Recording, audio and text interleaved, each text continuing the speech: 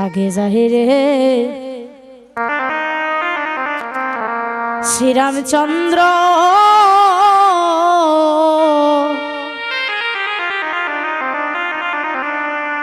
দেখো মধ্যে সীতা যায়, আরে পিছন থেকে লক্ষণ ভাইয়ে নয়ন জলে ভুগ ভাষায়, যেদিন শ্রীরামচন্দ্র বনবাসে যায়, ক্রন্দনেরই রুল পড়িল ওই স্বর্ণপুরী অযোধ্যায়, যেদিন শ্রীরামচন্দ্র বনবাসে যায়। সেদিন বলেছিল আমার গুণের ভাই যদি বনে যায়, আমি এই রাজ্য থেকে কি করব, আমি আমার ভাইয়ের সুখে আমিও বনবাসে যাব।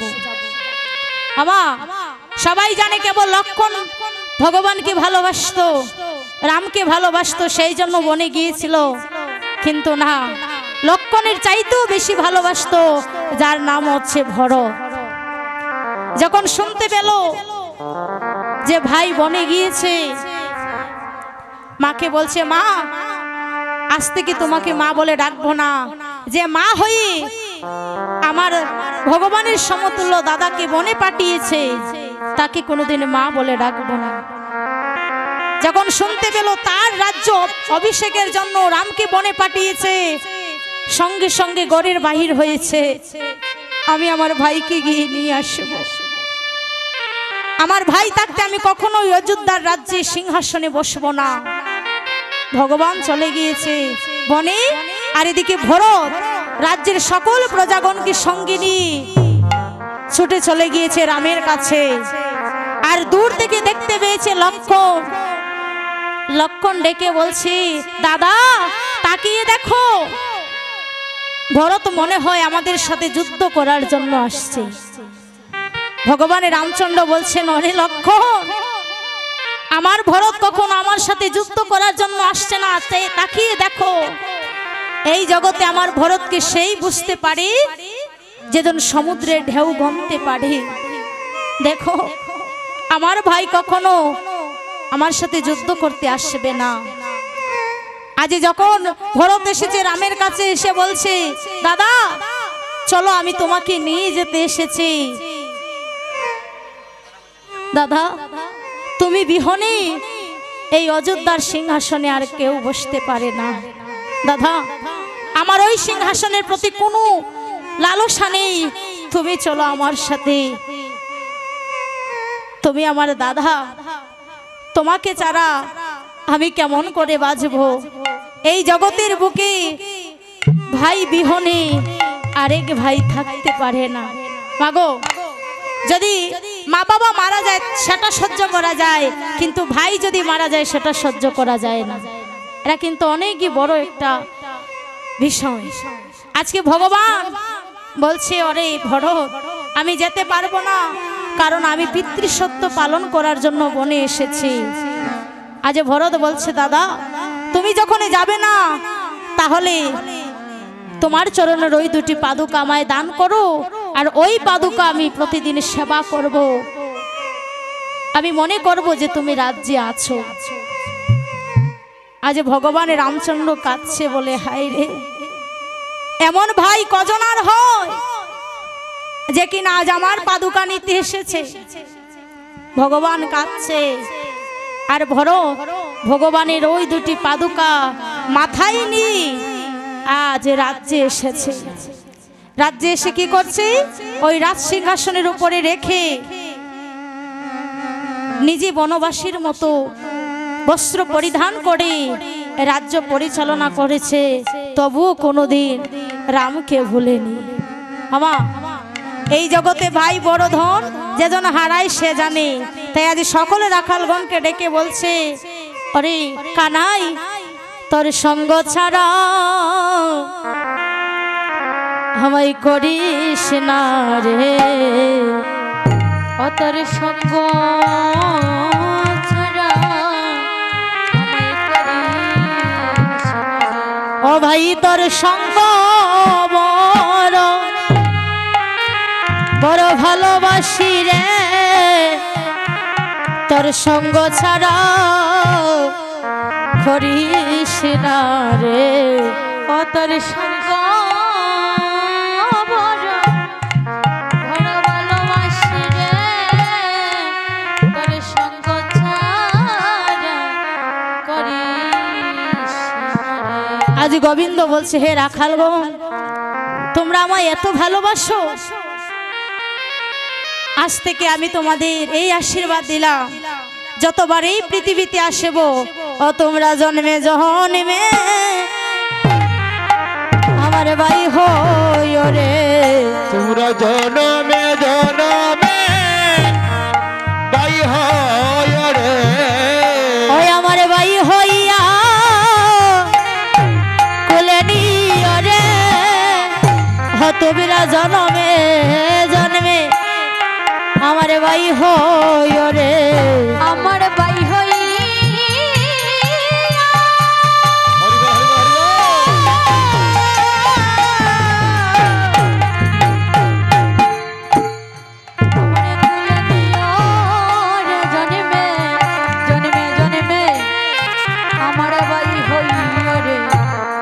প্রত্যেকটা আসরে মা যখন ভাইকে নিয়ে আলোচনা করি, আপনারা দেখতে পাচ্ছেন আমার বাবা কাঁদছে।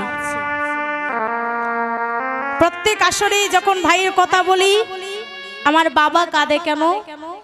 আমার কাকা মারা গিয়েছেন প্রায় 5 বছর হয়ে গেছে, এখনো বাবা কাঁদে কেন জানে ভাইয়ের কি বেদনা। বলে, মা এই জগতে সবাইকে তো আমি পাই, কিন্তু আমার ভাইয়ের মতো ভাই পাই না। মাগো, যতই তোমার কাকার ঘরে জেঠার ঘরে ভাই থাকুক না কেন, নিজের ভাইয়ের মতো কেউ তোমায় আর ভালোবাসবে না। আমার বাবা কাঁদে আর বলে, মা আমার ভাইকে তো আমি পাই না, কারণ ভাইয়ের যে কি বেদনা, যে ভাই হারাই সে জানে। নিজের চোখে দেখেছি মা, এরকম ভাই আমি জীবনে দেখিনি। বড় ভাই যদি ছোট ভাইকে মারে তাহলে কত ঝগড়া করে, কিন্তু আমার বাবার কাকার মতো আমি দেখি না। আমার বাবা কাকা 2 জন, আমার কাকা মারা গেছেন, বাবা এখনো আপনাদের আশীর্বাদে বেঁচে আছে। এই জগতের বুকে যারা ভাই হারায় সে জানে ভাইয়ের কি বেদন, আর যেজন হারায়নি সে কেমন করে বুঝবে? হারালে তো তখন বুঝবে। সকলে রাখালগণ মিলে কাঁদছে আর বলছে, ভাই ভাই বড় ধনে রক্তের বাঁধন, যতই ঝগড়া থাকুক বিবাদ থাকুক, যদি কোনো ভাই বিপদে পড়ে সেই ভাই তখন সেই ভাইয়ের বিপদের দিনে আছে। ভগবান তাই জীবকে শিক্ষা দিচ্ছে, দেখো যে যদি এমন করি তুমি বড় ভাইকে শ্রদ্ধা করতে পারো বাবা, তাহলে ভগবানকে ভজন করতে হয় না। বৃন্দাবন নিজের ঘরে তৈরি করা যায় যদি তোমার গুরুজনের প্রতি ভক্তি থাকে। তাই যে সকলে রাখালগণ মিলে কাঁদছে, বলছে, ভাই এ জন্মে নয় জন্মে জন্মে ও তুমি জন্মে জন্মে আমার ভাই হইও রে। তুই জন্মে জন্মে ভাই হইও রে। তুমি জন্মে জন্মে ভাই হইও রে। আমার ভাই হইয়া আমার কুলে নিও রে। তুমি জন্মে জন্মে আমার ভাই হইও রে। ও হাই রে ভাইয়া জানে কেবল ভাইয়ের বেদন। ও ভাই রে আর জানিবে জানিবে কে রে ভাই জান রে ভাইয়ের বেদন।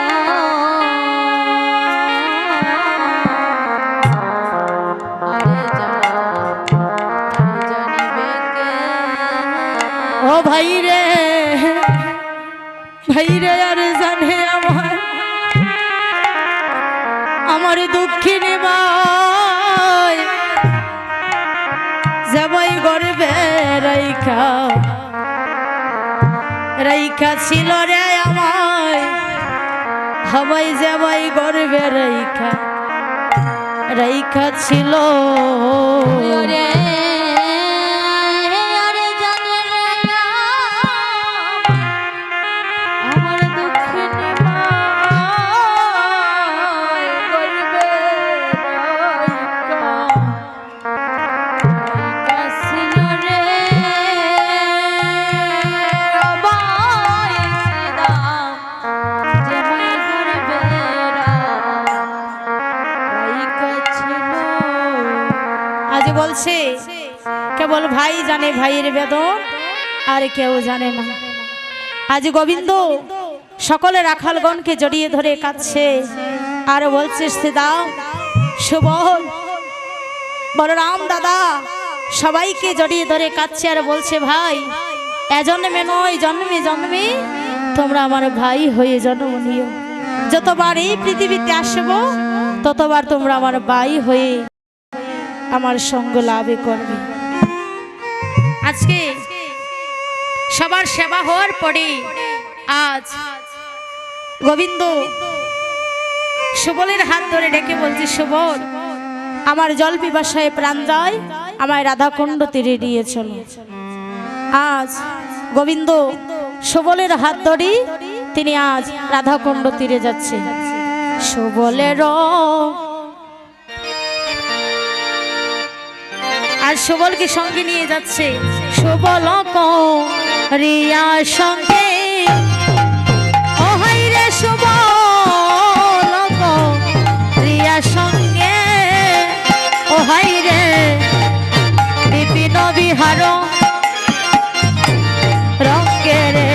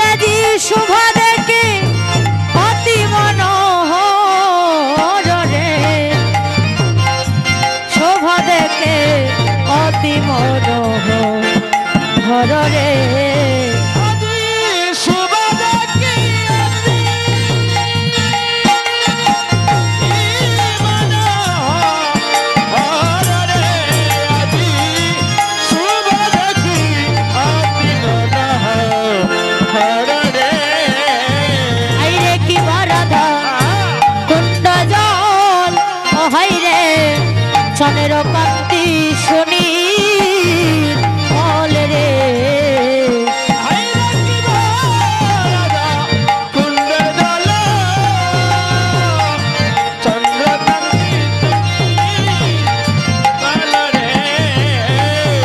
ও হাই রে রাজা হংস আরে তাহে খেলা রে এ আজি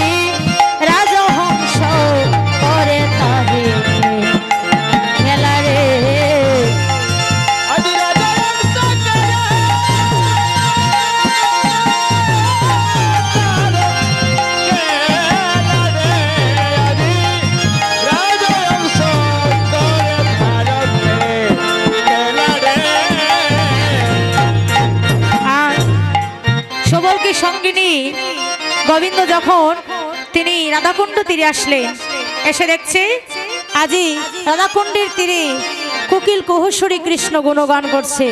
কোকিল ডাকে কুহ কুহ, কোকিল ডাকে গা গা গা, আজি কোকিল ডাকে কুহ কুহ, কোকিল ডাকে গা গা গা, আরে সুবল বলে রুহ রুহ, কোকিল ডাকে কুহ কুহ, সুবল বলা গা রু, কোকিল ডাকে গা গা, আইরা কোকিল ডাকে কুহ কুহ, কোকিল ডাকে গা গা, আজি কোকিল ডাকে কুহ কুহ, কোকিল ডাকে গু গু, আরে সুবল বলে রুহ রুহ, সুবল বলে রুহ রুহ, কোকিল ডাকে আদি কুহু কুহু, কোকিল ডাকে আদি কুহু কুহু। আজ কোকিল কুহুসুরি কৃষ্ণ গুণগান করছে। অন্যদিকে তাকিয়ে দেখছে রাধাকুণ্ডের জলে দুটি হংস একজন আরেকজনকে ডেকে ডেকে বলছে, দেখো দেখো রাধা চারা রাধানাথ, দেখো দেখো ওই দেখো দেখো, ওই দেখো দেখো রাধা চারা রাধানাথ, দেখো দেখো জয় রাধে জয় রাধে জয় রাধে জয় রাধে।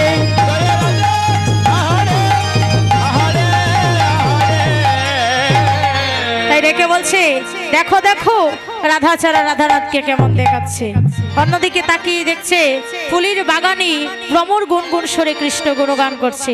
তাই ডেকে বলছে, ভ্রমর করে গুনগুন আজি ভ্রমর করে গুনগুন আইরে সুবল বলে ওই শোন ভ্রমর করে গুনগুন